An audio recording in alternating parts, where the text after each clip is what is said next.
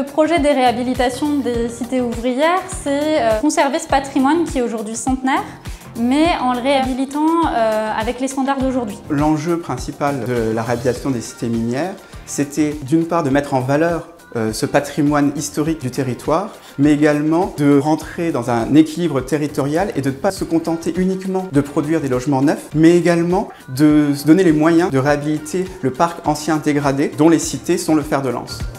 On a travaillé sur la valeur patrimoniale, même si ce n'est pas classé, on a une valeur historique des cités. La valeur technique, parce que c'est des maisons existantes construites en moellon, donc qui demandent une attention particulière. Une valeur d'usage, évidemment, et une valeur environnementale, parce qu'aujourd'hui, on travaille dans ce sens-là, c'est-à-dire comment intégrer l'écologie dans une réhabilitation de ce type. C'est une réhabilitation lourde, qui a une ambition aussi très forte en termes énergétiques, en termes de confort. La particularité du projet, c'est qu'on va, grâce aux travaux, atteindre des performances énergétiques équivalentes à des maisons neuves.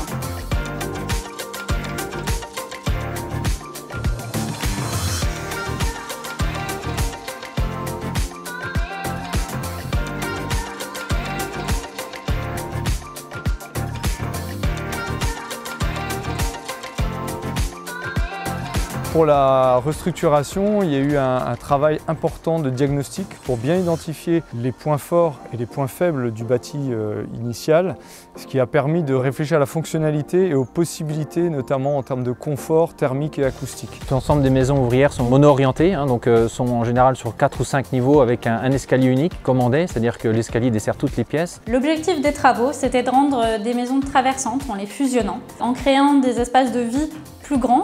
Et aujourd'hui, ces maisons traversantes font une centaine de mètres carrés avec un espace extérieur privatif et 5 chambres. Donc c'est des belles maisons de ville. On a rendu les maisons traversantes en ouvrant les murs de refend. On a supprimé les escaliers qui étaient assez abrupts et on a mis en place des escaliers demi-tournants sur l'ensemble des niveaux, ce qui permet d'avoir un axe central autour de l'escalier et de desservir des pièces de vie qui sont séparées. Il y a eu énormément de travaux sur ces façades. On a ouvert chaque niveau, surtout le rez-de-chaussée, pour avoir des grandes baies, amener de la lumière dans ces maisons. Et on a travaillé justement sur l'esthétique et retrouver cette écriture en travaillant sur les encadrements et retrouver cette brique en ouvrant, en amenant de la lumière, en ouvrant les façades. Donc c'est pour ça que c'est vraiment une restructuration lourde, parce qu'il y a énormément de travaux de grosses œuvres.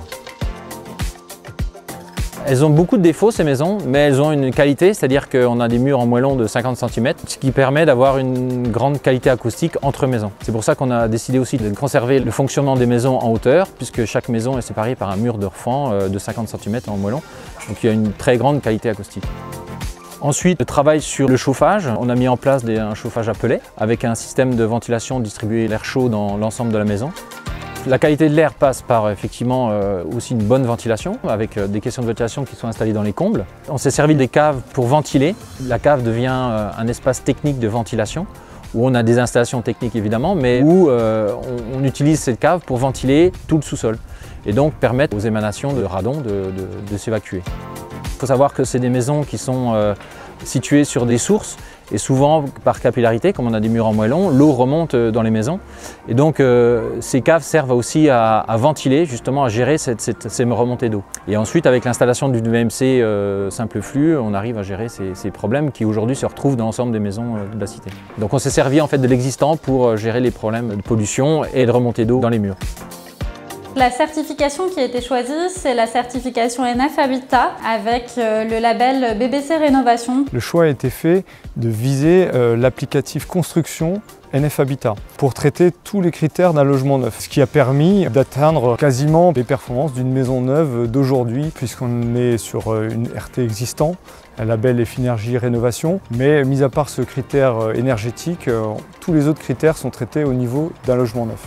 La certification NF Habitat a été choisie pour deux principales raisons. Pour structurer une démarche qualité avec l'ensemble des acteurs du projet, maîtrise d'œuvre, maîtrise d'ouvrage, nos AMO, et de s'assurer du respect des hautes qualités environnementales, d'usage, de confort qu'on avait sur ce projet par des tests et un tiers extérieur de confiance. Et le résultat, c'est des maisons qui aujourd'hui sont au niveau des maisons quasiment d'aujourd'hui, peut-être pas RT 2012, mais en tout cas des maisons de moins de 10 ans. Effectivement, on a atteint un niveau très proche de celui du neuf qui nous permet en fait de remettre ces logements dans le circuit de l'immobilier pour 50, 60, 70 ans.